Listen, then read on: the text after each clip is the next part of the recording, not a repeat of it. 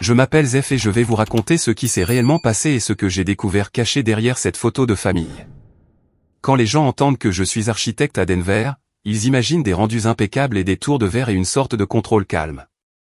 La vérité, c'est que je passe la plupart de mes journées à résoudre des problèmes qui apparaissent sans prévenir. Le genre de problème que vous ne voyez pas sur les photos finales. Un fournisseur envoie de l'acier de mauvaise jauge. Un sous-traitant manque une mesure. Un planning dérape d'une demi-heure. Et soudain, toute la journée est une ligne de domino. Je suis doué pour ça, non pas parce que je suis bruyant, mais parce que je ne panique pas. Je prends une grande respiration. Je regarde ce qui est réel et je résous ce qui est devant moi. Honnêtement, ça a été toute ma vie. Ce matin-là, je me tenais dans un hall à moitié fini, mon casque de chantier sous le bras, écoutant un contremaître m'expliquer pourquoi une livraison avait été réacheminée vers le mauvais site. Je n'étais même pas en colère. J'ai simplement regardé les documents, posé 2 questions brèves, et j'ai commencé à passer des appels. Corriger l'itinéraire, faire demi-tour au camion, repousser l'équipe d'installation d'1 heure, faire en sorte que ça marche. Pendant que je faisais ça, mon téléphone a vibré dans ma poche. Une de ces vibrations silencieuses qui signifie généralement un rappel de calendrier ou une notification bancaire. Je l'ai ignoré jusqu'à ce que l'équipe se remette en mouvement, jusqu'à ce que le problème soit contenu, comme j'aime que les choses soient contenues. Quand j'ai finalement regardé, ce n'était pas une alerte de travail.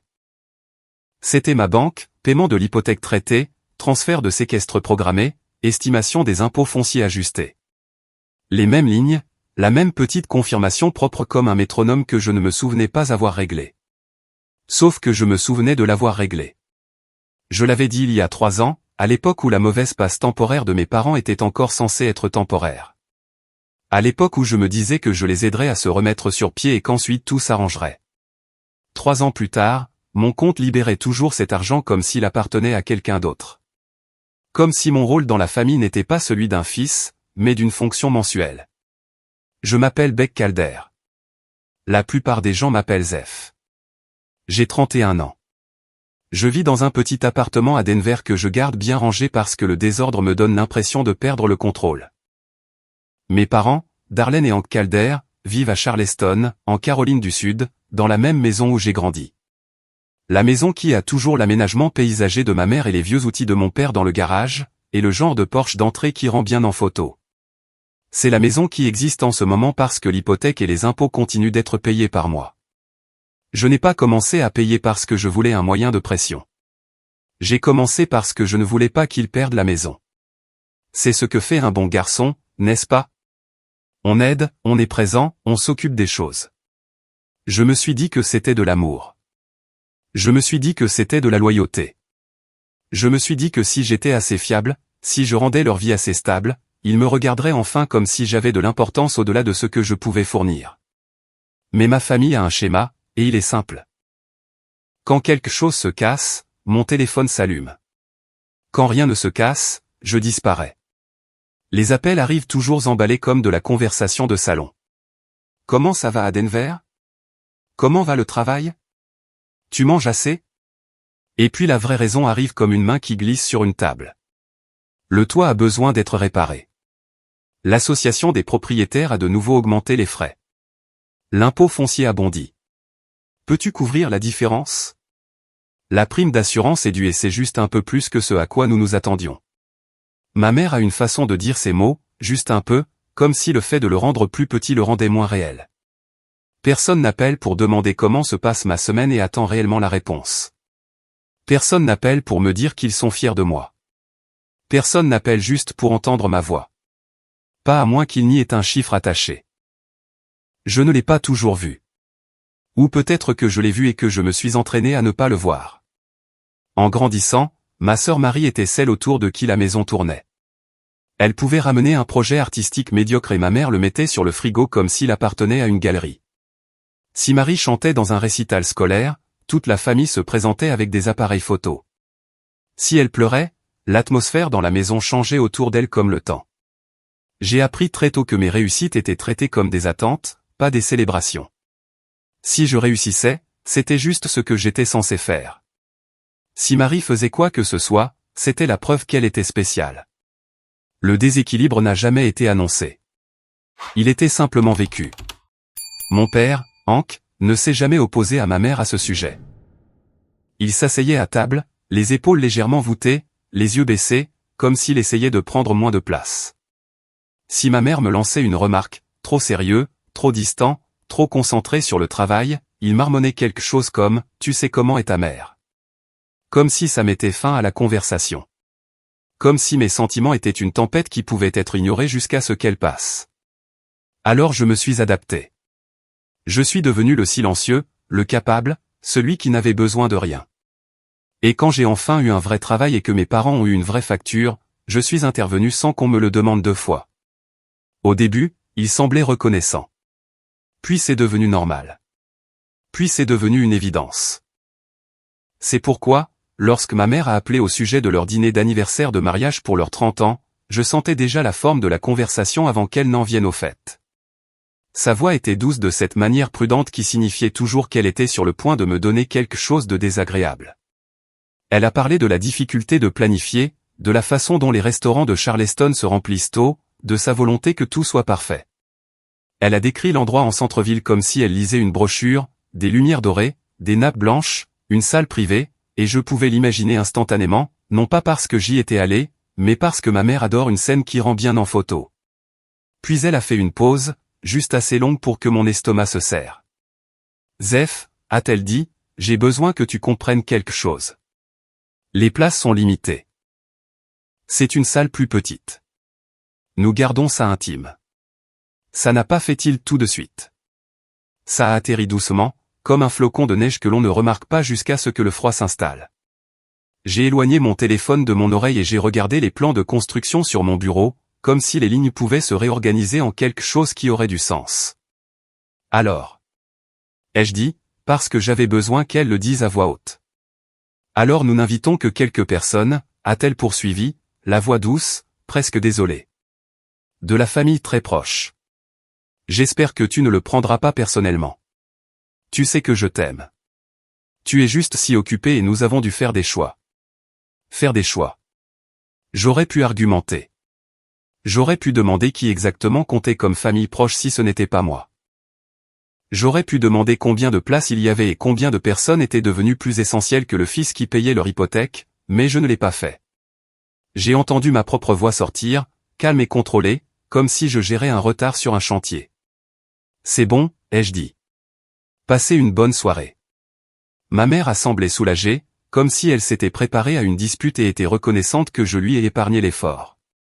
Elle a dit au revoir chaleureusement, de la manière dont on le fait quand on pense avoir bien géré quelque chose. Après avoir raccroché, je suis resté assis sans bouger pendant un long moment. Pas dévasté, pas en larmes, juste silencieux d'une manière qui semblait nouvelle.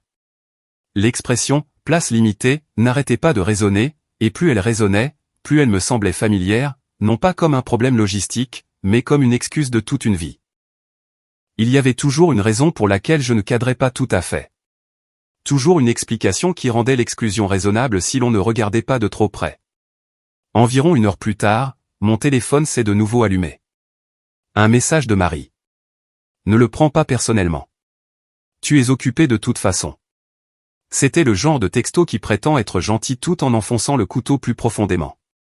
Comme si elle m'offrait du réconfort depuis un siège dont elle savait qu'il m'avait été refusé.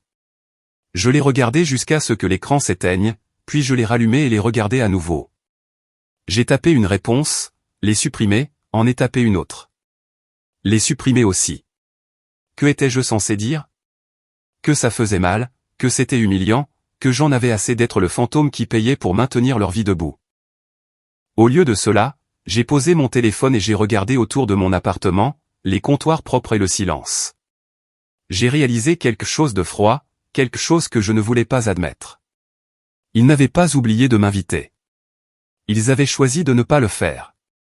Et le pire, c'était la facilité avec laquelle ils supposaient que je continuerais à payer de toute façon. Cette nuit-là, je suis resté au lit, fixant le plafond, essayant de me convaincre que c'était peut-être vraiment une question de place, que peut-être ma mère avait vraiment dû exclure quelqu'un. Mais la question ne me quittait pas. Si la salle était trop petite pour moi, qui exactement était assis à ma place? Et pourquoi avais-je toujours une place dans les factures mais jamais à la table? Le lendemain au travail, je me déplaçais dans les réunions comme si j'étais sous l'eau. Je répondais aux questions. J'envoyais des emails. J'hochais la tête au bon moment, mais mon esprit tournait en rond autour du même point. De la même manière que votre langue trouve toujours un point douloureux même quand ça fait mal. Place limitée. Famille seulement. Des choix. Tess Navarro l'a remarqué avant tout le monde. Tess est assise à 2 bureaux de moi. Le genre de collègue qui ne bavarde pas, ne fouine pas, mais qui perçoit toujours la différence entre la fatigue et autre chose. Elle m'a surpris en train de fixer mon moniteur sans faire défiler, le curseur clignotant comme s'il essayait de me réveiller. Un café, a-t-elle demandé. Pas comme une suggestion, comme une bouée de sauvetage. Nous sommes allés dans un petit café au coin de la rue, le genre avec des tables en bois rayées et une file constante de gens qui font semblant de ne pas être désespérés. Tess a attendu que nous ayons nos boissons, que le bruit autour de nous facilite la parole sans se sentir exposé. Je lui ai raconté les bases, que mes parents fêtaient leur anniversaire de mariage à Charleston, que je n'étais pas invité, que ma mère avait dit que c'était parce que la salle du restaurant était petite. Tess n'a pas réagi comme les gens le font habituellement. Elle n'a pas dit « je suis sûr qu'elle ne le pensait pas » ou « les familles sont compliquées » ou aucune des phrases douces qui excusent tout. Elle m'a juste regardé par-dessus le bord de sa tasse, les yeux vifs et stables. « Tu paies leur hypothèque, n'est-ce pas » a-t-elle demandé. J'ai hésité, car le dire à voix haute rendait toujours la chose pire. Oui, ai-je dit. Hypothèque et impôts aussi. Ça a commencé pendant le Covid, puis ça a continué. Tess a hoché la tête une fois, comme si elle venait de confirmer quelque chose qu'elle savait déjà. Zef, a-t-elle dit. Tu n'es pas leur fils dans cet arrangement. Tu es leur processeur de paiement. Les mots ont frappé plus fort que l'appel de ma mère parce que Tess ne les a pas enrobés d'amour. Elle ne les a pas adoucis. Elle n'a pas fait semblant.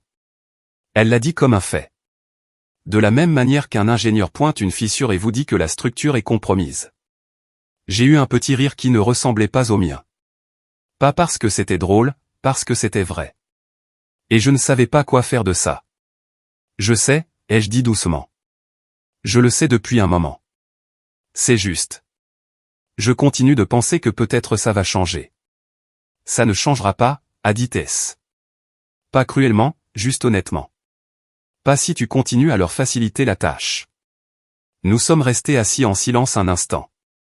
Dehors, un bus a sifflé en s'arrêtant. Quelqu'un a ri trop fort à une autre table. La vie continuait comme si ma poitrine n'était pas serrée. En retournant au bureau, j'ai essayé de discuter avec elle dans ma tête. Mes parents ne sont pas des monstres. Ce ne sont pas des méchants de dessins animés. Ma mère n'est pas mauvaise. Mon père n'est pas violent.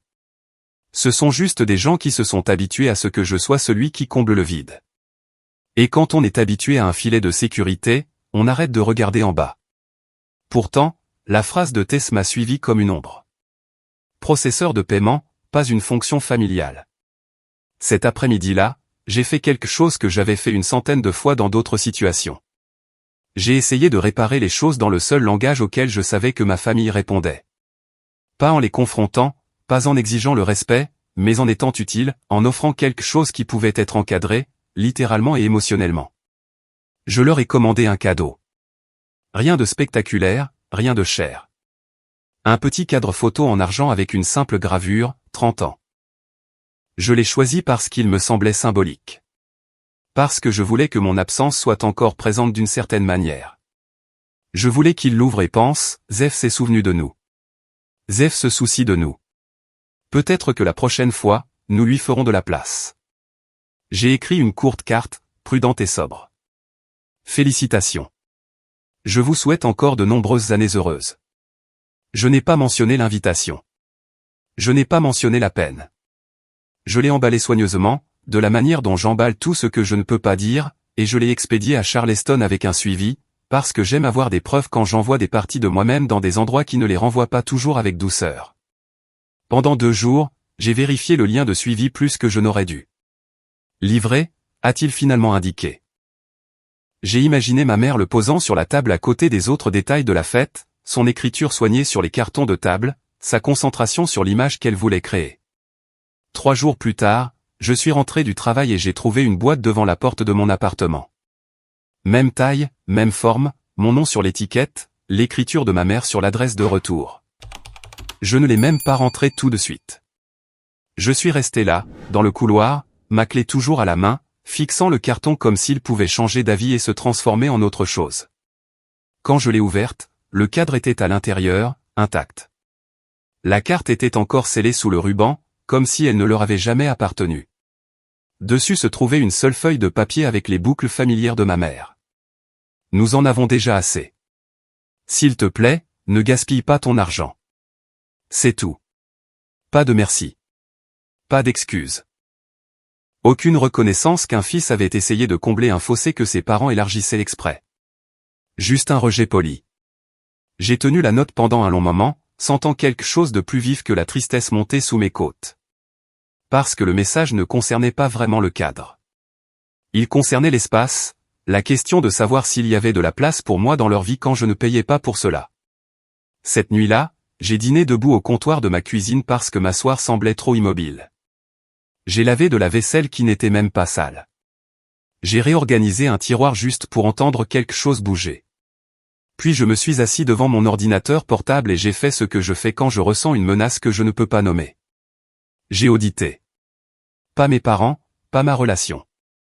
Mes systèmes, mon argent, mes notifications. J'ai ouvert mes emails et j'ai commencé à trier comme je le fais toujours au travail quand un projet commence à dériver. Filtrer, signaler, identifier les risques. J'ai cherché le nom de ma banque et j'ai parcouru des mois d'alerte de routine. Paiement traité, relevé prêt, confirmation de paiement automatique. Mes yeux ont parcouru jusqu'à ce qu'ils s'arrêtent sur quelque chose qui semblait légèrement différent. Même expéditeur, même logo, mais l'objet était formaté différemment des autres. Plus récent, pas urgent en apparence, mais assez différent pour attirer mon attention comme un fil accroché. Je ne l'ai pas ouvert. Pas encore. Je l'ai juste fixé. Un faible pouls de malaise tapant derrière mon front. Et puis un autre souvenir a refait surface, petit mais soudainement lourd. Quelques semaines plus tôt, ma mère avait appelé et demandé un code de vérification. Elle avait dit qu'elle s'occupait de paperasse pour la maison. Et que la banque était ennuyeuse avec la sécurité. J'étais entre deux réunions, distrait, habitué à résoudre les choses rapidement. Elle a lu des chiffres sur son écran. J'ai lu des chiffres sur le mien. Et je lui ai donné le code sans réfléchir. Je m'en souviens parce qu'elle a semblé soulagée. Je m'en souviens parce que je me suis dit que c'était inoffensif.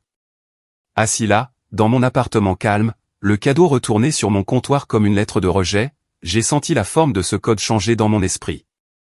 Ce n'était plus seulement une commodité. C'était une clé que j'aurais pu donner sans vérifier quelle porte elle ouvrait. J'ai fermé mon ordinateur portable et j'ai regardé par la fenêtre sombre. Mon reflet, faible contre les lumières de la ville. Je n'avais encore aucune preuve de quoi que ce soit, juste un sentiment croissant et inconfortable que l'exclusion n'était pas aléatoire et que le timing n'était pas innocent, que ma famille ne protégeait pas seulement son image. Il protégeait peut-être autre chose aussi. Quelque chose lié à la maison. Quelque chose lié à mon nom. Mon téléphone a de nouveau vibré avec un autre message de Marie. Quelque chose de superficiel sur le stress de la planification et sur le fait que maman ne le pensait pas. Je n'ai pas répondu. Je n'ai même pas tapé. Pour la première fois, j'ai laissé le silence s'installer sans me précipiter pour le combler. S'il voulait que je disparaisse de la photo, très bien. Je n'allais pas supplier pour être encadré. Je n'enverrai pas un autre cadeau. Je n'essaierai pas de gagner une place à une table qui ne voulait pas de moi. J'ai pris une décision qui semblait calme en surface et dangereuse en dessous. Le soir de leur dîner d'anniversaire, je n'appellerai pas. Je n'enverrai pas de texto. Je n'enverrai pas de message, j'espère que vous vous amusez, qui leur faciliterait la tâche de prétendre que tout était normal. S'ils voulaient que je disparaisse, je le ferais. Et je les laisserai affronter, pour une fois, la partie de leur vie que je soutenais depuis 1000 miles de distance. J'ai tenu ma promesse envers moi-même. Pas de texto, pas d'appel, pas de petits messages polis qui leur auraient facilité la tâche de prétendre que tout allait bien entre nous. Le jour du dîner, je me suis déplacé dans mon appartement comme un homme essayant d'échapper à ses propres pensées. J'ai défait le lit et j'ai lancé une lessive même si ce n'était pas nécessaire. J'ai essuyé des comptoirs qui étaient déjà propres. J'ai passé l'aspirateur sur le tapis, puis je l'ai repassé, écoutant le bourdonnement régulier parce qu'un bruit régulier semblait plus sûr que le silence. J'ai fait du thé, je l'ai oublié, je l'ai réchauffé, puis je l'ai jeté et j'ai fait du café à la place. Tout pour occuper mes mains. Tout pour empêcher mon esprit de dériver vers Charleston, vers une table à laquelle je n'avais pas été invité, vers ma mère levant un verre et appelant ça, la famille. J'ai évité de regarder l'horloge. Je connaissais la plage horaire approximative de la réservation parce que ma mère l'avait mentionné comme s'il s'agissait simplement de logistique, comme s'il leur importait plus que le fait que je n'étais pas le bienvenu. Chaque fois que mes yeux commençaient à glisser vers l'affichage du micro-ondes, je les forçais à s'éloigner. Je me suis dit que je m'en fichais. Je me suis dit que j'en avais fini de laisser un dîner me transformer à nouveau en enfant. Puis mon téléphone a vibré sur le comptoir de la cuisine. Je ne l'ai pas pris tout de suite. J'ai attendu, comme si en ne le touchant pas, ce qui allait arriver ne pourrait pas m'atteindre. Mais l'écran s'est rallumé encore et encore, et la lueur a attiré mes yeux comme une sirène attire un navire. Une notification de Marie. Une nouvelle publication. La photo s'est chargée lentement, pixel par pixel, comme si elle voulait me faire sentir chaque seconde. Le centre-ville de Charleston. L'entrée d'un restaurant paré d'une lumière dorée et chaude se déversant sur le trottoir. Une longue table visible à travers la fenêtre. Nappe blanche, verrerie captant la lumière comme de minuscules flashs. Et ils étaient là, mes parents au centre, les mains proches, habillés en blanc coordonnés comme s'ils l'avaient prévu pour la caméra. Marie se tenait près de l'épaule de ma mère, souriant de cette manière vive et polie qu'elle a toujours eue, comme si le bonheur était une performance qu'elle pouvait activer à volonté. Autour d'eux se trouvaient des parents que je reconnaissais et quelques visages que je ne connaissais pas. Des gens qui avaient de la place, des gens qui comptaient. La légende était courte, nette et cruelle. Famille seulement. Pendant un moment, j'ai juste regardé. Pas parce que je ne comprenais pas, mais parce que mon corps insistait pour me donner une dernière chance de prétendre que ce n'était pas réel. J'ai fait défiler vers le bas. Les commentaires inondaient déjà la publication. Des cœurs. Félicitations. Vous êtes un exemple. Et puis le nom de ma mère, là, en public, estampillé sous l'image comme un sceau officiel. Tellement fier de notre famille. Plus de cœurs, plus d'éloges, plus d'étrangers applaudissant une photo qui n'incluait pas la personne qui payait pour maintenir l'arrière-plan de la photo intacte. Quelque chose en moi s'est refroidi, pas engourdi. Précis, comme la partie de mon cerveau qui prend le dessus sur un chantier quand tout le monde panique. Je n'ai pas ressenti le besoin de crier. Je n'ai même pas ressenti le besoin de discuter. J'ai vu la chose pour ce qu'elle était. Ils ne célébraient pas l'amour. Ils mettaient en scène l'unité. Et dans leur version de l'unité, j'étais jetable tant que les chèques continuaient d'être encaissés. Mon pouce a survolé l'écran. J'aurais pu fermer l'application et m'en aller. J'aurais pu l'avaler comme je l'avais toujours fait. Mais l'idée de rester silencieux cette fois-ci me donnait l'impression d'accepter le mensonge. C'était comme signer mon nom sous la légende moi-même. Alors, j'ai d'abord cliqué sur « J'aime ». Un petit geste, presque désinvolte, une manière silencieuse de dire « Je vous vois. Je vois ce que vous faites ». Puis j'ai tapé dans la boîte de commentaires et mes doigts n'ont pas tremblé. J'ai tapé une phrase, exactement comme elle s'est formée dans ma tête, sans décoration, sans excuse. Félicitations. L'hypothèque et les impôts sont maintenant à vous. J'ai publié et j'ai verrouillé mon téléphone. Pas de modification, pas de doute, pas de suivi. J'ai posé le téléphone face contre le comptoir et je suis resté là, écoutant ma propre respiration. Je m'attendais à ce que mon cœur s'emballe. Il ne l'a pas fait. Je m'attendais à ce que le regret m'envahisse. Il ne l'a pas fait. Ce que j'ai ressenti, c'était une étrange immobilité propre, comme si j'avais enfin déposé quelque chose de lourd que je portais depuis si longtemps que j'avais oublié son poids. J'ai lavé une tasse juste pour avoir quelque chose à faire. L'eau coulait chaude sur mes mains. L'appartement était silencieux, à l'exception du chauffage qui s'allumait et s'éteignait. Je me suis dit que c'était tout. Que la phrase était sortie et que quoi qu'il arrive ensuite, ça arriverait. Quand j'ai repris le téléphone, 5 minutes s'étaient écoulées. La publication avait disparu. Pas enterrée, pas modifiée, disparue comme si elle n'avait jamais existé. Comme s'ils pouvaient effacer tout le moment de la même manière qu'ils m'avaient effacé de leur table. Et puis j'ai vu les appels. Le nombre d'appels manqués a grimpé comme une marée. 10, 15. 20, 30. Le nom de ma mère encore et encore, jusqu'à ce que ça ressemble à un bug. Marie, entrecoupés. Mon père, une fois, puis deux, les 2 fois se terminant avant de pouvoir se connecter parce que je n'ai pas bougé. Et puis des numéros que je ne reconnaissais pas, hors de l'état, des indicatifs de la région de Charleston. Des gens qui ne m'avaient pas parlé depuis des années trouvant soudainement mon numéro. Les textos ont suivi les appels, arrivant en rafale, s'empilant les uns sur les autres. Comment as-tu pu nous faire ça? Tu nous as embarrassés. Tu es égoïste. On n'étale pas les affaires de famille en public. Tu as toujours été froid. Le message de Marie était plus court, plus sec, comme si elle lançait des fléchettes.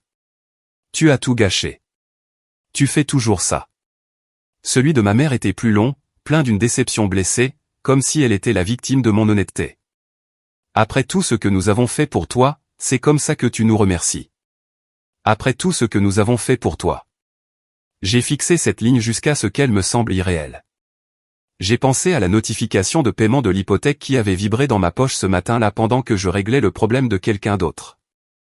J'ai pensé au transfert de séquestre, aux impôts, aux manières discrètes dont j'empêchais leur vie de s'effondrer. J'ai pensé au cadeau retourné qui se trouvait dans ma poubelle de recyclage parce que je ne supportais pas de le voir. Mon téléphone a de nouveau sonné. Je l'ai regardé vibrer contre le comptoir. Un autre numéro inconnu a glissé sur l'écran juste après, assez proche dans le temps pour que mon esprit s'en saisisse. Ce n'était pas seulement la colère familiale qui se propageait dans la nuit. Quelque chose d'autre s'agitait aussi. Quelque chose lié aux horaires, aux comptes et au système qui ne se souciait pas des sentiments. Je n'ai répondu à rien de tout cela. Je n'ai pas argumenté. Je ne me suis pas défendu. Je me suis assis sur le bord de mon canapé, le téléphone à la main, et j'ai laissé le bruit me traverser sans m'y accrocher. Pour la première fois, mon silence n'était pas moi qui me ratatinais. Ce n'était pas moi qui maintenais la paix. C'était moi qui refusais d'être ramené dans le rôle qu'il m'avait assigné. Dehors, Denver était calme et froide. Les phares glissaient sur la rue comme des rubans lents. Quelque part à Charleston, ils se dépêchaient, probablement encore dans leur tenue blanche, essayant de reconstituer l'image parfaite. Mais l'image avait toujours manqué de quelque chose. Ils venaient juste de se faire prendre à faire semblant que ce n'était pas le cas. J'ai regardé les 30 appels manqués et j'ai compris exactement pourquoi ils appelaient. Pas parce que je leur manquais. Pas parce qu'ils avaient soudainement réalisé qu'ils m'avaient blessé. Ils appelaient parce que j'avais touché à la seule chose qu'ils ne voulaient que personne ne voie. Et si j'avais raison, le prochain coup ne serait pas un autre message culpabilisant. Ce serait de la pression. Ce serait de l'argent. Ce serait du papier. J'ai mal dormi, me réveillant à chaque fois que mon téléphone s'allumait. Non pas parce que j'avais l'intention de répondre, mais parce que mon corps portait encore le vieux réflexe de répondre. Le matin est venu, gris et mince. La première chose que j'ai faite n'a pas été de me brosser les dents ou de faire du café. J'ai vérifié mes notifications, j'ai parcouru les noms, et j'ai reposé le téléphone. Plus d'appels, plus de textos, pas de points d'interrogation, pas de « ça va », juste des exigences, des accusations, et la même obsession de l'apparence. Je ne voulais pas de conversation. Une conversation leur aurait permis de transformer cela en une dispute sur le ton au lieu de la vérité. Cela aurait donné à ma mère la possibilité de pleurer, à mon père la possibilité de rester silencieux, et à ma sœur la possibilité de jouer la surprise et la blessure. J'avais trop souvent vu ce film. Je connaissais la fin. J'ai donc choisi l'action plutôt que le bruit. J'ai ouvert mon application bancaire et je suis allé directement au calendrier des paiements automatiques. Tout était là, bien présenté. L'avenir déjà planifié comme si mon consentement était permanent. Date de prélèvement de l'hypothèque, paiement du séquestre, une ligne pour les impôts fonciers passant par le même canal que d'habitude. J'ai regardé ça de la même manière que je regarde un détail structurel qui est incorrect depuis des années, mais que personne ne veut admettre. Si je le laissais tel quel, il traiterait mon commentaire comme un caprice. Il supprimerait les preuves, me traiterait de dramatique, et attendrait le prochain paiement pour prouver que je ne le pensais pas. Mon pouce a hésité une seconde, et j'ai senti la vieille culpabilité essayer de remonter. La voix dans ma tête qui ressemblait à celle de ma mère, ne sois pas cruel. Ne sois pas dramatique. Ne nous punis pas, puis une autre voix, plus calme mais plus stable, l'a interrompu. Ils t'ont déjà puni. Ils l'ont juste fait poliment. J'ai annulé le paiement automatique de l'hypothèque. J'ai annulé le transfert de séquestre lié aux impôts. Pour les éléments restants que je ne pouvais pas annuler complètement d'un simple clic, je les ai passés en approbation manuelle. L'application m'a demandé si j'étais sûr. J'ai cliqué sur confirmer. Un petit message clair est apparu. Modification enregistrée. J'ai pris des captures d'écran de chaque page de confirmation sans réfléchir, de la même manière que je documente tout sur un projet. Parce que la documentation est la différence entre la vérité et l'histoire de quelqu'un d'autre plus tard. Je n'ai pas envoyé de SMS d'avertissement. Je ne l'ai pas annoncé. Je n'ai pas négocié. Je savais que si j'expliquais, cela deviendrait un débat. Et les débats sont leur façon de gagner. Ils parlent jusqu'à ce que vous soyez épuisé, puis ils présentent votre épuisement comme une preuve que vous avez tort. Je suis allé au travail comme si c'était un jour comme les autres. J'ai assisté à une réunion et j'ai répondu à des questions sur les matériaux et les délais. J'ai souri au bon moment, mais mon téléphone n'arrêtait pas de s'allumer sur le bureau à côté de mon clavier. Et quand je l'ai finalement vérifié pendant une pause, le ton avait changé. Il n'appelait plus en privé. Il recrutait. Le premier long texto de ma mère ressemblait à un sermon. Elle m'a dit que j'avais humilié la famille. Elle a dit que j'étais ingrat. Elle a dit que je n'avais aucun droit de transformer une soirée spéciale en honte publique. Elle a écrit sur la loyauté et le respect comme si le respect était quelque chose qu'elle m'avait jamais offert sans facture jointe. Elle a terminé avec l'arme familière qu'elle aimait le plus. Je ne t'ai pas élevé pour être ce genre de personne. Le message de Marie était plus petit mais plus sec. Tu dois toujours tout ramener à toi. Tu as gâché la soirée de maman. Tu aimes être la victime. Puis j'ai rouvert l'application et j'ai vu ce qu'elle avait fait ensuite. Une publication publique, assez vague pour nier, assez spécifique pour viser. Quelque chose sur les enfants qui oublient leurs parents. Quelque chose sur les cœurs froids. Une photo d'elle tenant la main de ma mère. Toutes deux posant comme pour une campagne de charité. Pas de nom, pas de détails, juste un petit récit propre conçu pour attirer la sympathie. Les gens ont afflué dans les commentaires avec des lignes prévisibles. Restez forte. Certains enfants ne méritent pas leurs parents. La famille, c'est tout. Marie a répondu avec des cœurs et des visages tristes, alimentant l'histoire. En 1 heure, les appels de numéros inconnus ont doublé.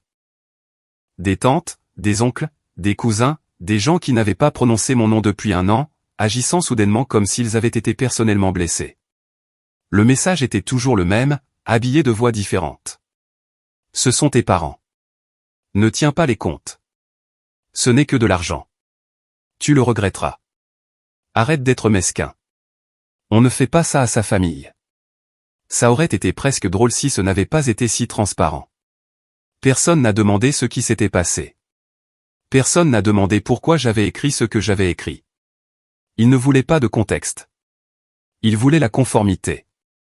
Il voulait que je retourne à ma place, payant tranquillement pendant que tout le monde était assis sous des lumières chaudes, prétendant que la famille était entière. En fin de matinée, mon téléphone professionnel a sonné et la réceptionniste a transféré l'appel à mon bureau avec un ton déjà tendu. La voix d'une femme est venue, sèche et exigeante. Elle a dit qu'elle essayait de joindre Beck Calder. Elle a dit que c'était une affaire de famille urgente. Elle a demandé mon numéro de poste direct et mon emploi du temps comme si mon temps lui appartenait. J'ai raccroché sans rien donner et je suis allé directement au bureau de mon patron avant que l'histoire n'arrive sans moi. Mileskin a levé les yeux de son écran, les sourcils froncés, déjà irrité par l'interruption. Il ne m'a pas crié dessus. Miles n'est pas ce genre de patron. Mais il a été direct. Quelqu'un a appelé ici pour te chercher, a-t-il dit. Il a dit que c'était de la famille. Ils avaient l'air intenses. Mon estomac s'est serré, mais j'ai gardé un visage impassible. Je m'en occupe, ai-je dit. Miles s'est penché en arrière. Occupe-t'en en dehors des lignes de l'entreprise, a-t-il répondu. Je me fiche de ce qui se passe chez toi, Zef. Mais je me soucie que ça déborde sur un appel client ou une réunion de chantier. On ne peut pas avoir de distraction. J'ai hoché la tête. J'ai compris l'avertissement pour ce qu'il était, non pas de la cruauté, mais la réalité. Ma famille testait s'ils pouvaient m'atteindre par la seule chose que j'avais construite qui n'avait rien à voir avec eux. Ils essayaient de rendre ma vie à Denver assez inconfortable pour que je retourne au rôle qu'ils préféraient. Quand je suis retourné à mon bureau, T s'attendait près de la séparation, ses yeux suivant mon expression comme si elle pouvait lire toute la situation sans que je dise un mot. Ils ont appelé ton travail, n'est-ce pas? A-t-elle dit. Je n'ai pas demandé comment elle le savait. J'ai juste expiré. Ouais. Tess n'avait pas l'air surprise. Fais des captures d'écran de tout, m'a-t-elle dit. Chaque texto, chaque publication, chaque message vocal. Ne réponds pas émotionnellement. Ne leur donne pas de matière. Elle a fait une pause, puis a baissé la voix. Et vérifie tes comptes, tes emails, tes paramètres bancaires. Les gens ne paniquent pas comme ça juste parce que tu as blessé leurs sentiments. Ils paniquent quand tu es proche de quelque chose qu'ils ne veulent pas que tu vois. Cette phrase m'est restée parce qu'elle correspondait à ce que j'avais ressenti la nuit précédente, quand la publication avait disparu si vite. Ils n'avaient pas peur de ma tristesse. Ils avaient peur de l'exposition. Ce soir-là, de retour dans mon appartement, j'ai tout aligné de la même manière que je le fais toujours quand j'essaie de comprendre un échec. J'ai posé mon téléphone sur la table. J'ai ouvert mon ordinateur portable. J'ai créé un dossier et j'ai commencé à enregistrer des captures d'écran, les nommant avec des dates, comme des preuves. Je ne me suis pas laissé emporter. Je suis resté méthodique. J'ai changé mes mots de passe. J'ai vérifié les appareils connectés. J'ai resserré des paramètres que je n'avais pas regardés depuis des années parce que j'avais supposé que famille signifiait sécurité. Puis j'ai ouvert mes emails et j'ai tapé le nom de ma banque dans la barre de recherche. Une longue liste de messages de routine est apparue, la plupart identiques en termes de ton et de format, le genre que l'on arrête de lire parce qu'il ne change jamais. Mais enfoui parmi eux se trouvait cet objet de message que j'avais remarqué les jours précédents. Celui qui avait l'air légèrement différent, plus récent, plus propre. Pas alarmant en soi, juste assez peu familier pour sembler suspect. J'ai survolé, mon curseur immobile, ma respiration lente. L'appartement était silencieux, à l'exception du faible bourdonnement du réfrigérateur. Dehors, les lumières de la ville clignotaient comme des signaux lointains. Quelque part à Charleston, ils racontaient encore leur version de moi à quiconque voulait l'entendre. Quelque part, ils supposaient encore que je céderais. J'ai cliqué dans la vue de la boîte de réception et j'ai fixé l'entête de l'email sans encore l'ouvrir, parce qu'une partie de moi savait déjà. Ce qu'il y avait à l'intérieur n'allait pas être un autre rappel ou un reçu inoffensif. Ce serait la preuve que ce n'était pas seulement à propos d'un dîner auquel je n'avais pas assisté. C'était à propos de ce que j'avais payé et de ce qu'ils avaient fait pendant que je payais. J'ai cliqué sur l'email. Je me suis dit de rester calme, de le traiter comme n'importe quel autre document nécessitant un examen. Mais mon pouls battait encore dans ma gorge lorsque le message s'est ouvert. Il était automatisé, le genre de langage formaté que les banques utilisent quand elles veulent que quelque chose paraisse routinier. Objet, confirmation. À l'intérieur, un résumé poli, un numéro de référence, et un PDF joint avec un nom qui m'a retourné l'estomac. Accord de refinancement. Je ne l'ai pas ouvert tout de suite. J'ai lu l'email 2 fois, cherchant le moindre indice d'une erreur. Ça ne ressemblait pas à du spam. L'expéditeur était le bon. Le format était le bon. Mon nom était le bon. Trop bon. Ce sentiment de malaise que Tess avait nommé pour moi s'est alourdi, comme si la pièce elle-même s'était épaissie. Je me suis assis à la table de ma cuisine à Denver, l'ordinateur portable ouvert et mon téléphone à côté, face contre table, vibrant encore toutes les quelques minutes de Charleston. Je pouvais entendre la voix de ma mère dans ma tête même sans répondre. Tu déchires la famille. Tu es dramatique. Tu es égoïste. J'ai tout ignoré et j'ai ouvert le PDF. La première page s'est chargée et mon souffle s'est coupé. Ce n'était pas une estimation. Ce n'était pas une suggestion. C'était un document finalisé. L'adresse de mes parents à Charleston, le nom de mon père, le nom de ma mère, et puis le mien, imprimé proprement là où il n'avait pas sa place, listé dans un rôle qui portait du poids, de la responsabilité, de l'engagement. Emprunteur, garant, signataire autorisé. L'étiquette exacte importait moins que ce qu'elle signifiait. J'étais engagé. J'ai fait défiler, presque engourdi, voyant mon nom apparaître à nouveau dans la section des signatures. Pas une signature manuscrite, mais une signature électronique. Beck Calder. Horodatage. Vérification terminée. Une case cochée. Une autre case cochée. C'était si clinique que ça semblait irréel, comme un fichier dans lequel quelqu'un avait copié-collé mon identité. Pendant une minute entière, j'ai juste fixé l'écran. Puis mon corps a réagi, comme s'il rattrapait enfin son retard. Mes mains sont devenues froides. Ma poitrine s'est serrée. Je me suis levé si vite que les pieds de la chaise ont raclé le sol. Un son aigu dans mon appartement silencieux. J'avais besoin de quelque chose de tangible, quelque chose qui prouve que je n'imaginais pas ça. J'ai marché jusqu'à ma boîte aux lettres dans le couloir, m'attendant à moitié à ce que le monde se remette en place si je continuais simplement à bouger. À l'intérieur se trouvait une enveloppe épaisse avec le logo de ma banque dans le coin, le genre de papier lourd qui signifie officiel. Elle n'aurait pas dû être dans ma boîte. Tout ce qui était lié à cette maison de Charleston aurait dû aller à Charleston. Mais elle était là, adressée à moi, à Denver, comme si le système comprenait déjà ce que ma famille avait fait. Je l'ai ramenée à l'intérieur et je l'ai déchirée au comptoir. La première page m'a frappé comme une gifle, mon nom en gras, non pas par courtoisie, mais comme une obligation. La lettre n'était pas un avis de retard comme je l'avais supposé quand ma mère a commencé à m'envoyer des textos sur les appels de la banque. C'était une notification relative au refinancement, avec des chiffres plus élevés que les conditions initiales de l'hypothèque, des conditions plus risquées, le genre de chiffres qui peuvent engloutir une vie si vous n'êtes pas prêt. Je l'ai lu 2 fois, puis une 3e, car une partie de mon cerveau croyait encore qu'il devait y avoir une faute de frappe quelque part qui me sauverait. Il n'y en avait pas. J'ai appelé la banque immédiatement. Après quelques transferts, une voix calme est venue au bout du fil. Ici Jonah Pike. Comment puis-je vous aider aujourd'hui? J'ai donné mon nom. J'ai donné le numéro de référence de la lettre.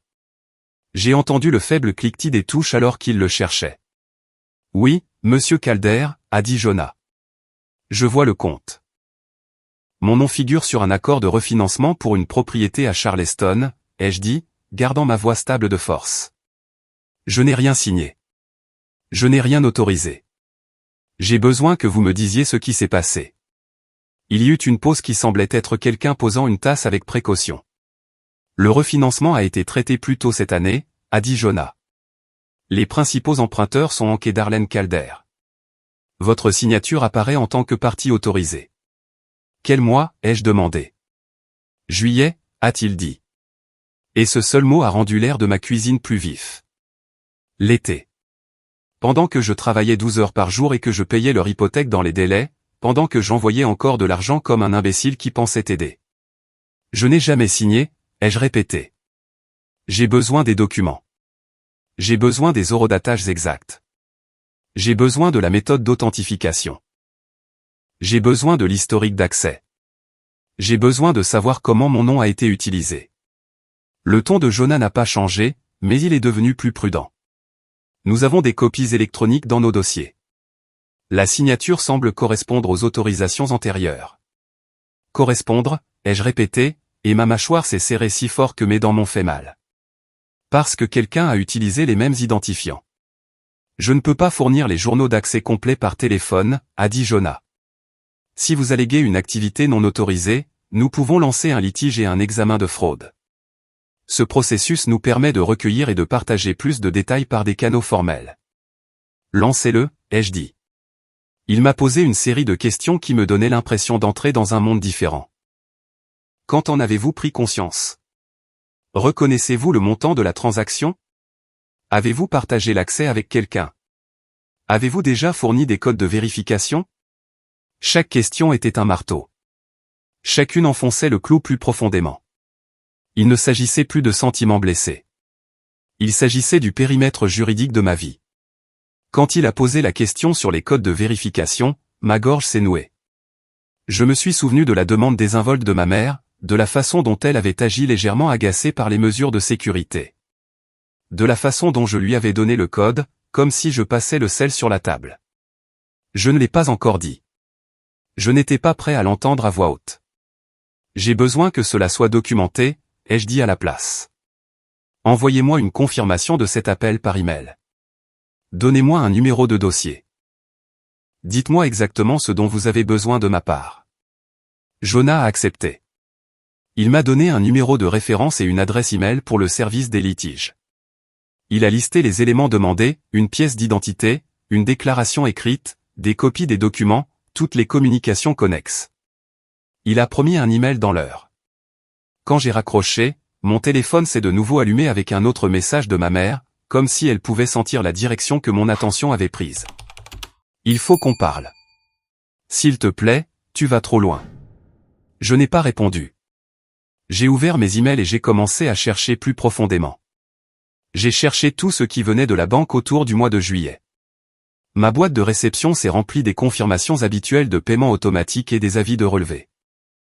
Puis j'ai trouvé un autre message automatisé que j'avais ignoré il y a des mois parce que l'objet ressemblait à tous les autres messages de routine. Confirmation. Action requise. Cela avait semblé inoffensif sur le moment. Maintenant, ça brillait comme un panneau d'avertissement devant lequel j'étais passé. J'ai ouvert cet email plus ancien et j'ai affiché le PDF joint. Le fichier montrait les étapes de vérification qui avaient été complétées. 2 confirmations distinctes enregistrées en quelques minutes. 2 approbations, 2 coches. Le timing était trop serré pour être accidentel. Ce n'était pas le calendrier lent et désordonné d'un malentendu. C'était l'efficacité propre de quelqu'un qui savait exactement ce qu'il faisait et qui était préparé à le faire rapidement avant que des questions ne puissent surgir. Mon esprit est revenu à cet appel de ma mère quelques semaines avant le dîner, celui où elle avait demandé le code de vérification. Elle avait dit que c'était pour de la paperasse, pour des raisons de commodité, pour la maison. J'avais été distrait. J'avais été entraîné à aider et je lui avais donné la clé. Je suis resté là, fixant le PDF, et le schéma s'est réarrangé en quelque chose de plus laid. L'exclusion du dîner, le cadeau retourné, la photo publique, la course effrénée pour supprimer mon commentaire, les 30 appels manqués, les publications soudaines et moralisatrices sur les enfants ingrats. Ce n'était pas seulement une question de contrôle. C'était un écran. Une performance destinée à me maintenir concentré sur la honte et l'émotion pendant que quelque chose de réel vivait dans la paperasse. J'ai commencé à tout imprimer. La première page du refinancement, la page de signature, la page de vérification, la lettre de la banque, les en-têtes de mail. J'ai étalé les papiers sur ma table et j'ai marqué les dates avec un stylo, encerclant juillet jusqu'à ce que l'encre s'infiltre dans les fibres du papier. J'ai ouvert mon téléphone et j'ai fait défiler mes messages, prenant des captures d'écran de tout ce qui mentionnait, paperasse, email de la banque, code, urgent. Je les ai enregistrés dans un dossier sur mon ordinateur portable, étiqueté par date, comme un dossier d'affaires. À minuit, la table de ma cuisine ne ressemblait plus à une maison. Elle ressemblait à une enquête. Et sous la colère, autre chose s'est installée, la clarté. Pendant 3 ans, je m'étais dit que je soutenais mes parents. Sur le papier, ils m'avaient transformé en leur passif. Ils prenaient mon argent d'une main tout en utilisant mon identité de l'autre. Quoi que ce fût, ce n'était pas une erreur. C'était une décision planifiée. J'ai de nouveau regardé la ligne de signature, mon nom estampillé sur un document que je n'avais jamais touché. Et la pensée qui m'est venue était simple et terrifiante. Si je ne gérais pas ça par la procédure, selon les règles, tout de suite, tout ce que j'avais construit à Denver pourrait être détruit par une dette qui n'était pas la mienne. Le lendemain matin, l'email de Jonah est arrivé exactement quand il l'avait dit. Un langage poli, un numéro de référence, une liste claire de ce qu'il fallait soumettre et où. C'était surréaliste de recevoir du professionnalisme et de l'ordre d'un étranger alors que ma propre famille sombrait dans le chaos. J'ai répondu immédiatement, joignant ce que j'avais déjà et lui disant que je ferais suivre une déclaration écrite formelle avant la fin de la journée. J'ai demandé une confirmation de réception et le calendrier le plus rapide possible pour les étapes de l'examen de fraude. Puis j'ai fait ce que j'aurais dû faire des années auparavant. Je me suis sécurisé.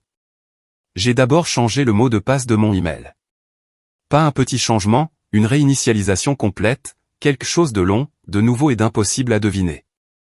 J'ai activé des paramètres d'authentification à 2 facteurs plus forts, j'ai remplacé les anciens codes de secours et j'ai vérifié la liste des appareils. Il y avait des téléphones et des ordinateurs portables que je reconnaissais, et il y avait une entrée qui m'a retourné l'estomac, un vieil appareil qui ne correspondait pas à ce que je possédais maintenant. Je l'ai révoqué immédiatement. J'ai resserré tous les paramètres de confidentialité comme si je scellais une maison contre une tempête. Je suis allé sur le portail de la banque et j'ai supprimé tous les appareils mémorisés, toutes les autorisations enregistrées, tout ce qui avait été laissé ouvert parce que c'était plus facile. C'est plus facile, qui m'avait mis dans cette situation. J'ai fermé l'accès que j'avais autrefois partagé par commodité. Le genre de configuration partagée que je justifiais parce que c'était mon père, parce que c'était la famille. Parce que je pensais que le pire qu'il pouvait faire était de trop demander. J'ai mis en place des alertes pour m'avertir de chaque tentative de connexion, de chaque changement, de chaque demande. Puis j'ai consulté mon rapport de crédit. Mes mains étaient stables, mais mon esprit était bruyant. J'ai cherché les demandes que je ne reconnaissais pas, les nouveaux comptes, tout ce qui suggérait que le refinancement n'était pas le seul endroit où mon nom avait été traîné. Le rapport montrait une demande récente liée au calendrier du refinancement, quelque chose que je n'avais pas initié. Le voir listé là, comme un enregistrement froid, a rendu la situation encore plus réelle. Ce n'était pas une dispute de famille. C'était une empreinte. Pendant que je faisais tout ça, mon téléphone n'arrêtait pas de s'allumer avec Charleston. Le ton des messages de ma mère a changé quand elle a réalisé que je ne cédais pas. Ils sont passés de l'indignation à la peur, et de la peur aux menaces déguisées en chagrin. Tu nous mets à la rue. Veux-tu que nous perdions tout? Veux-tu que les voisins se moquent? Veux-tu que ton père ait une crise cardiaque à cause de ça? Chaque ligne était conçue pour me ramener au rôle de sauveur, pour me rendre responsable des conséquences nées de leur choix. Marie a escaladé d'une manière différente. Si tu n'arrêtes pas ça, je vais dire aux gens qui tu es vraiment.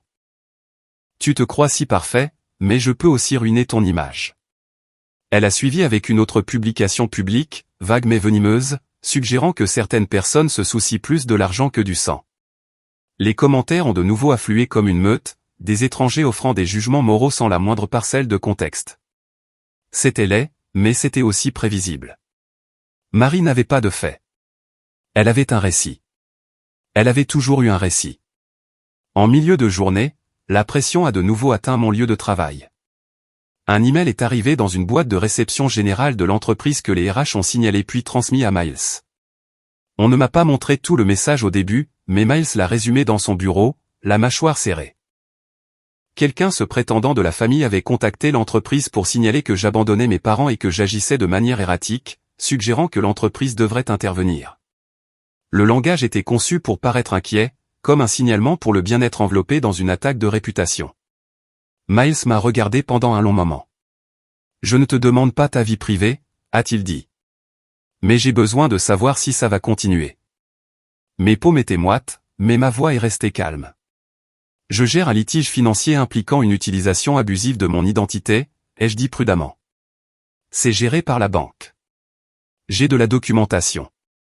Je prends également des mesures pour empêcher tout harcèlement futur. Les mots semblaient lourds dans ma bouche, non pas parce qu'ils étaient dramatiques, mais parce qu'ils étaient vrais. Utilisation abusive de l'identité, documentation, harcèlement. Ce n'étaient pas des mots que j'avais jamais pensé utiliser dans la même phrase que mes parents. Miles a hoché la tête une fois, lentement, comme s'il absorbait la gravité de la situation. « Garde ça loin d'ici », a-t-il dit. « Et s'il nous contacte à nouveau, nous le ferons passer par les RH. Concentre-toi sur ton travail. » Je suis retourné à mon bureau, me sentant à la fois exposé et étrangement plus stable. La stratégie de ma famille était claire maintenant. Ils ne pouvaient pas me ramener avec la seule culpabilité, alors ils essayaient de m'isoler, de me faire honte, de me mettre la pression dans des espaces publics où j'avais quelque chose à perdre. Ils essayaient de me transformer en méchant assez bruyamment pour que je choisisse le silence juste pour que ça s'arrête. Tess m'a attrapé alors que je m'asseyais. Elle n'a pas demandé de détails. Elle n'en avait pas besoin. Ils escaladent, a-t-elle dit. Ouais, ai-je répondu. Elle s'est légèrement penchée. Bien, a-t-elle dit.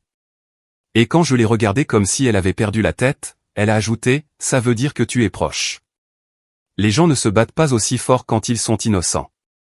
Ils se battent aussi fort quand ils ont besoin que tu te taises. Cette nuit-là, Jonah a envoyé une brève mise à jour. Il ne pouvait pas encore fournir les journaux complets, mais il a confirmé que le dossier de refinancement contenait 2 entrées de vérification en quelques minutes, complétées via le portail en ligne lié à mes identifiants. Il a noté les horodatages et le canal utilisé. Il l'a écrit poliment, mais l'implication était nette. Les approbations sont passées par le chemin exact que j'avais autrefois laissé ouvert par commodité. J'ai de nouveau consulté l'historique de mes messages et j'ai cherché le jour où ma mère avait demandé ce code. Je l'ai trouvé. Sa demande désinvolte, ma réponse rapide avec les chiffres. L'horodatage de ce texto était trop proche de l'heure de vérification dans le PDF du refinancement pour être une coïncidence. Mon estomac s'est retourné, non plus par surprise, mais par la piqûre de voir ma propre confiance enregistrée comme preuve. J'ai commencé à monter un dossier propre, de la même manière que je monte un classeur de projet. Une chronologie avec date et heure. Un dossier de capture d'écran étiqueté et ordonné. Des PDF imprimés et surlignés. Des notes sur qui a contacté mon employeur et quand. Une liste de chaque paiement que j'avais effectué pendant 3 ans avec les confirmations bancaires correspondantes. Je ne le faisais pas pour être dramatique. Je le faisais parce que les systèmes ne respectent que ce qui peut être prouvé. Vers minuit, Tess m'a envoyé un texto d'une ligne. Tu as besoin d'un avocat. Je savais qu'elle avait raison. Même si la banque corrigeait le dossier, j'avais besoin de quelqu'un qui parlait le langage de la responsabilité et de la procédure mieux que moi. Quelqu'un qui pourrait bloquer le prochain coup que ma famille pourrait tenter. J'ai cherché, tranquillement, méthodiquement, et j'ai trouvé un nom qui revenait sans cesse dans des endroits réputés pour la fraude immobilière et les litiges d'autorisation électronique. Harper Sloan. J'ai rédigé un email à Harper avec un bref résumé et j'ai joint l'index de ma chronologie. Pas encore tout le dossier, juste assez pour montrer la forme de la situation. Je suis resté clinique. J'ai demandé une consultation. J'ai cliqué sur envoyer. Puis je me suis assis à la table de ma cuisine et j'ai regardé la pile de papiers étalés sous la lumière crue du plafonnier. La même table où j'avais autrefois dîné seul, me disant que l'indépendance était une force. Maintenant, elle contenait le dossier de la façon dont ma propre famille avait utilisé cette indépendance comme une ressource à exploiter. Mon téléphone a de nouveau vibré avec un nouveau message de ma mère. Une phrase dépouillée de douceur. Si tu vas jusqu'au bout, tu le regretteras. Je n'ai pas répondu. Je n'ai même pas ressenti l'envie de le faire. La menace n'était pas nouvelle. C'était juste le masque qui tombait. J'ai retourné le téléphone et j'ai regardé le dossier sur mon ordinateur portable, celui étiqueté avec des dates et des preuves. Et j'ai compris que j'avais franchi une ligne qu'il ne pouvait pas me faire retraverser. Cela avait commencé par une invitation à dîner refusée avec des mots polis. C'était devenu une lutte pour mon nom, mes finances, et mon droit d'exister sans être traité comme un outil.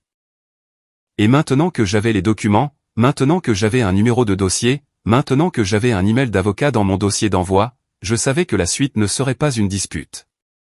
Ce serait une confrontation construite sur des preuves, pas sur des émotions. La nuit avant de m'envoler pour Charleston, mon appartement à Denver ressemblait à une petite salle de guerre déguisée en cuisine. Des papiers couvraient la table en piles bien nettes. Chacun étiqueté de mon écriture. Chacun agrafé et ordonné de la manière dont j'ordonnerais une soumission de projet. Je ne le faisais pas pour être dramatique. Je le faisais parce que le drame est la façon dont ma famille a survécu à la responsabilité. Les faits étaient la seule chose dont ils ne pouvaient pas se sortir en parlant. J'ai construit la chronologie à leur près. Le jour où ma mère a appelé et m'a dit que le restaurant avait des places limitées. Le jour où j'ai commandé le cadre gravé et les posté. Le jour où il est revenu à ma porte, non ouvert, avec sa note me disant de ne pas gaspiller mon argent. La nuit de l'anniversaire elle-même, la minute exacte où Marie a posté la photo dans le centre-ville de Charleston sous ses lumières dorées chaleureuses, la seconde où j'ai cliqué sur « J'aime », le moment où j'ai tapé « Félicitations, l'hypothèque et les impôts sont maintenant à vous ». Et l'intervalle de 5 minutes avant que la publication ne disparaisse comme si elle n'avait jamais existé. Les 30 appels manqués qui ont suivi. Le lendemain, lorsque j'ai annulé le paiement automatique. Le jour où l'épaisse enveloppe de la banque est arrivée dans ma boîte aux lettres de Denver avec mon nom imprimé en gras. Le PDF du refinancement avec l'horodatage de juillet. Les entrées de vérification complétées à quelques minutes d'intervalle. Et les textos de ma mère demandant un code pour la paperasse de la maison, bien en place dans la chronologie comme une empreinte digitale. J'ai imprimé 2 copies complètes. Une à emporter à la réunion, une à laisser intacte pour mon avocat et la banque au cas où la première se perdrait. De la même manière que ma présence avait été perdue des photos de famille toute ma vie. Harper Sloan a appelé vers 21h ce soir-là. Sa voix était calme, le genre de calme que vous payez parce que vous êtes fatigué de vivre dans le chaos de quelqu'un d'autre. Elle n'a pas perdu de temps en sympathie. Elle a posé des questions en ligne droite. Qui a eu accès? Quand en avez-vous pris conscience? Quelle communication avez-vous? Comment ont-ils tenté de contacter votre employeur? Quelles preuves montrent que vous n'avez pas consenti?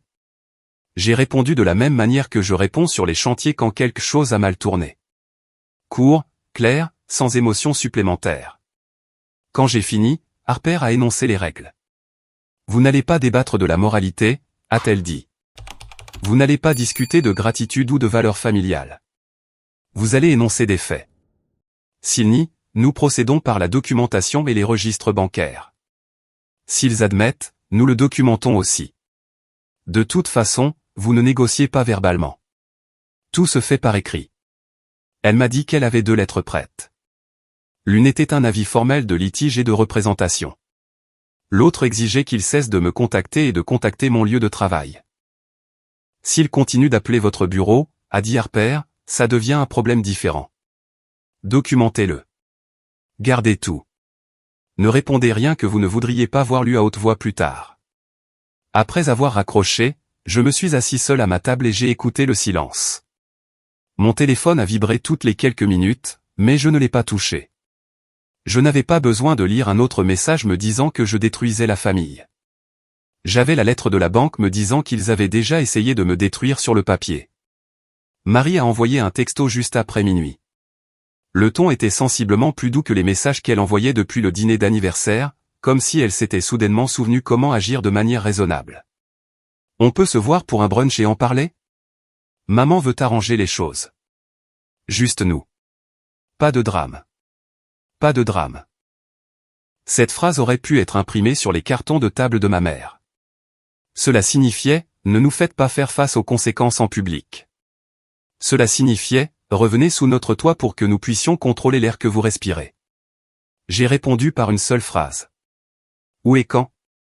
Marie a répondu avec le nom d'un café du centre-ville de Charleston et 1 heure. Je n'ai pas mentionné Harper. Je n'ai pas mentionné le dossier. Je n'ai pas mentionné le numéro de dossier du litige. Je les ai laissés croire qu'ils m'entraînaient dans une conversation de famille. Je voulais qu'ils entrent en pensant que les mots pouvaient encore arranger ça, car c'était la seule façon pour eux de montrer leur vrai jeu.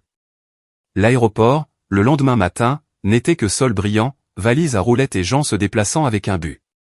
Je me déplaçais avec un but aussi, mais le mien ne ressemblait pas à un voyage. C'était comme avancer vers un point qui m'attendait depuis des années. Dans l'avion, j'ai regardé les nuages et j'ai gardé les mains croisées sur mes genoux, comme si je les empêchais de trembler. Elles n'ont pas tremblé. Je n'avais plus peur de ma famille comme avant. J'étais fatigué d'eux. C'était différent. C'était plus fort. À Charleston, l'air était plus doux que celui de Denver, humide de ce pois côtier qui fait que tout sent le vieux bois, le sel et les plantes en fleurs. Le café était situé à un coin de rue, avec de hautes fenêtres et une lumière chaude, le genre d'endroit que les gens choisissent quand ils veulent qu'une conversation ait l'air amicale de l'extérieur. Je suis arrivé en avance. J'ai choisi une table près de la fenêtre, j'ai commandé de l'eau et j'ai posé mon dossier à côté du verre, comme une frontière silencieuse. Ils sont entrés ensemble, tous les trois, ce qui m'a immédiatement dit que le « juste nous » était un autre mensonge. Ma mère était habillée comme si elle allait à l'église, repassée, coordonnée, les cheveux parfaits, le rouge à lèvres impeccable, prudente. Marie marchait à côté d'elle, le visage arrangé en un sourire qui n'atteignait pas ses yeux. Mon père suivait derrière, les épaules légèrement voûtées, les mains vides, regardant le sol comme s'il espérait que le carrelage s'ouvrirait pour l'engloutir. Ils se sont glissés dans les sièges en face de moi. Ma mère a tendu la main vers la mienne, comme si le contact pouvait réécrire ce qu'elle avait fait. J'ai retiré ma main calmement et je l'ai posée sur le dossier. « Zef » a-t-elle dit, la voix douce, presque suppliante. « Nous sommes heureux que tu sois venu. Tout ça est allé trop loin. » Marie a hoché la tête. On a juste besoin de mettre les choses au clair. Tout le monde est contrarié. Les gens parlent. Mon père n'a rien dit. Il ne m'a pas regardé. Il n'a pas regardé le dossier. Il a fixé le menu comme si c'était un bouclier. Ma mère s'est légèrement penchée en avant. Tu as pris quelque chose de privé et tu l'as rendu public, a-t-elle dit. Ce commentaire sur le poste de Marie. As-tu la moindre idée de ce que ça nous a fait? Les gens l'ont vu. Je n'ai pas répondu à l'accusation. Je n'ai pas défendu le commentaire. Je ne me suis pas excusé d'avoir dit la vérité. J'ai ouvert le dossier et j'ai fait glisser une page sur la table, la tournant pour qu'elle leur fasse face. Mon nom était en gras là où il n'avait aucun droit d'être. Je n'ai pas signé ça, ai-je dit. Une seule phrase, plate, finale. Vous avez utilisé mon nom pour un refinancement. Le sourire de Marie a vacillé une demi-seconde avant qu'elle ne le rattrape. Ce n'est pas. A-t-elle commencé, puis a regardé ma mère. Ce n'est pas ce qui s'est passé. Les banques font des erreurs tout le temps. Les yeux de ma mère ont balayé le papier, puis sont revenus rapidement, comme si regarder trop longtemps le rendrait réel. Zef, chérie, tu te méprends, a-t-elle dit. C'était juste de la paperasse, un truc technique. On ne pensait pas que tu. Vous ne pensiez pas que je le découvrirais, ai-je dit, toujours calme. J'ai fait glisser la page suivante, la section des signatures avec l'horodatage et les marques de vérification. Il est indiqué que la vérification a été effectuée en juillet. 2 fois, à quelques minutes d'intervalle. Je n'ai pas fait ça. Marie a expiré bruyamment par le nez, comme si elle était agacée que la banque ne joue pas le jeu, d'accord, mais les signatures électroniques. Les gens se font pirater. Les emails se font usurper. Tu ne peux pas simplement accuser maman et papa. Je l'ai regardé. Tu veux dire l'email qui est arrivé sur mon compte? Ai-je dit, gardant ma voix égale. Celui avec le PDF joint. Son visage a changé. Pas de façon spectaculaire, pas assez pour qu'un étranger le remarque, mais assez pour moi. Elle l'avait dit sans réfléchir. Le mot « email » a atterri dans l'espace entre nous comme un objet tombé. Les yeux de ma mère se sont tournés vers Marie, vive pour la première fois depuis leur arrivée. Marie a essayé de se reprendre. Je dis que la banque envoie des emails. Ce n'est pas une preuve de quoi que ce soit. C'est une preuve du processus, ai-je dit. Et j'en ai d'autres. La voix de ma mère s'est tendue. Zef, s'il te plaît, ne fais pas ça ici. Ici, en public, avec des témoins, avec des fenêtres, avec la possibilité que quelqu'un les reconnaisse. Toute la vie de ma mère était construite autour du contrôle de ce à quoi, ici, ressemblait. J'ai sorti mon téléphone et je l'ai posé sur la table, l'écran vers le haut. Je ne l'ai pas agité. Je n'ai pas menacé. J'ai juste tapé sur un fichier et appuyé sur « Play ». La voix de ma mère a rempli l'espace entre le cliquetis des tasses et le faible murmure des autres conversations. L'enregistrement était un ancien message vocal qu'elle avait laissé lorsque la banque avait commencé à appeler au sujet des paiements manqués après que j'ai annulé le paiement automatique. Son ton dans le message vocal n'était pas aimant. Il était urgent, irrité, autoritaire. La banque n'arrête pas d'appeler, Zef. Il faut que tu t'en occupes. Tu sais qu'on ne peut pas perdre la maison. Tu vas t'en occuper, n'est-ce pas? La couleur a quitté son visage. Marie a fixé le téléphone comme s'il l'avait trahi. La mâchoire de mon père s'est crispée, mais il n'a toujours pas parlé. J'ai terminé l'enregistrement et j'ai reposé le téléphone. Ce message vocal est arrivé après que j'ai arrêté de payer, ai-je dit. Mais le refinancement était en juillet. Et en juillet, tu m'as demandé un code de vérification. Tu m'as dit que c'était pour la paperasse de la maison. Je te l'ai donné. Ma mère a ouvert la bouche, puis l'a refermée. Ses mains bougeaient sous la table, comme si elle essayait de se ressaisir. Marie s'est penchée en avant, la voix soudainement plus dure. Et alors? Tu les punis? Parce que tu es en colère à cause d'une invitation. Tu prends un problème familial et tu en fais autre chose. C'était déjà autre chose, ai-je dit. Je payais l'hypothèque pendant que mon nom était utilisé pour contracter plus de dettes. Ce n'est pas un problème familial. C'est ma vie financière. Les yeux de ma mère ont brillé. Nous avons fait ce que nous devions faire, a-t-elle dit, et la douceur avait disparu. Nous essayons de maintenir tout ensemble, la maison, la famille, tout. Tu ne comprends pas ce que c'est que de risquer de tout perdre. Je l'ai regardée, attendant la partie où elle dirait qu'elle était désolée. Elle n'est pas venue. Vous ne mainteniez pas la maison ensemble, ai-je dit. Vous mainteniez l'image ensemble. C'est pour ça que je n'étais pas invité. C'est pour ça que la publication disait « famille seulement ». C'est pour ça qu'elle a disparu en 5 minutes. Vous ne vouliez pas que quelqu'un fasse le lien entre les sourires et les factures. Marie a ricané. Tu te crois toujours le héros, comme si tu étais le seul à avoir jamais aidé. Je n'ai pas mordu à l'hameçon. J'ai tourné une autre page et j'ai pointé une ligne dans les documents de refinancement, une partie qui montrait un décaissement. Il y a une partie de retrait de fonds, ai-je dit. L'argent n'est pas seulement allé au solde du prêt initial, il est allé ailleurs. Le visage de ma mère s'est crispé, un muscle sautant près de sa mâchoire. Les yeux de Marie sont tombés sur le papier trop rapidement, puis s'en sont détournés. Mon père a enfin levé les yeux, juste brièvement, et son expression n'était pas de la surprise. C'était de la résignation, comme un homme regardant un pont s'effondrer après avoir entendu les poutres craquer pendant des mois. J'ai rassemblé les papiers dans le dossier, lentement. Voici ce qui va se passer, ai-je dit. J'ai ouvert un litige et un examen de fraude auprès de la banque. Mon avocat est impliqué. J'ai annulé le paiement automatique. J'en ai fini de financer ça. À partir de maintenant, toute communication passe par Harper Sloan ou par écrit. Si vous contactez à nouveau mon lieu de travail, ce sera documenté et traité par mon avocat. La voix de ma mère a monté d'un cran. Tu as engagé un avocat contre tes propres parents. Vous avez utilisé mon nom sans mon consentement, ai-je dit. C'est pourquoi il y a un avocat. Le ton de Marie s'est aiguisé en une menace déguisée en confiance. Si tu fais ça, je dirai à tout le monde quel genre de personne tu es. Tu te crois intouchable parce que tu as un travail à Denver. Tu ne le es pas, ma mère s'est penchée, les yeux brillants de colère maintenant, pas de tristesse. Tu n'avais pas à nous humilier, a-t-elle dit. Tu n'avais pas à faire exploser nos vies.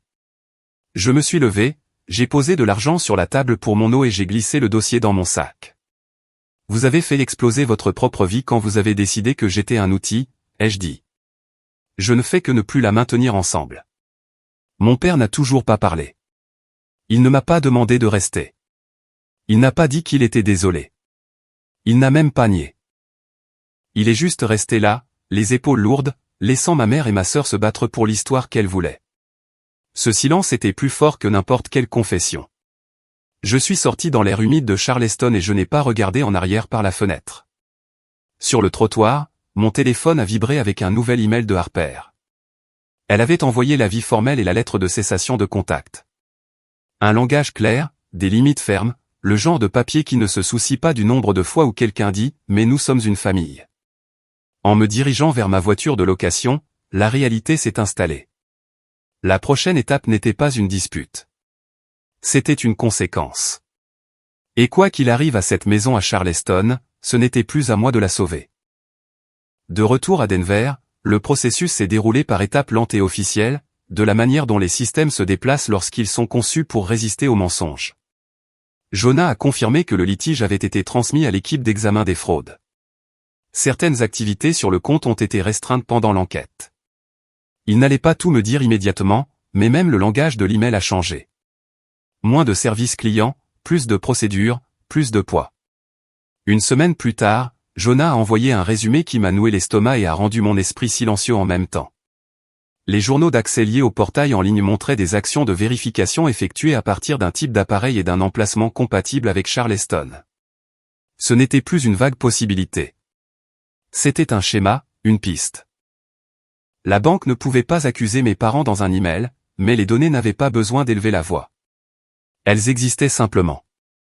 Harper a travaillé sur deux fronts à la fois. L'un était ma protection, enlevant mon nom de la responsabilité et s'assurant que je n'étais pas responsable des paiements, des frais ou des pénalités liés à un accord que je n'avais pas autorisé. L'autre front était la responsabilité, documentant qui a bénéficié du refinancement, qui l'a initié et qui a participé aux étapes de vérification. Les lettres de Harper étaient contrôlées et vives. Elle a inclus le dossier de mes parents contactant mon lieu de travail. Elle leur a ordonné d'arrêter. Elle a prévenu que le harcèlement continu serait traité formellement. Elle n'a pas demandé de coopération. Elle a exigé la conformité. Puis la documentation sur le décaissement est arrivée. Je me souviens d'avoir fixé la page parce qu'elle a tout mis en place avec une sorte de simplicité maladive. Le refinancement ne visait pas seulement à sauver la maison. Il y avait une distribution de fonds en espèces qui allait au-delà du solde initial de l'hypothèque, et la destination n'était pas mystérieuse une fois que je l'ai vue.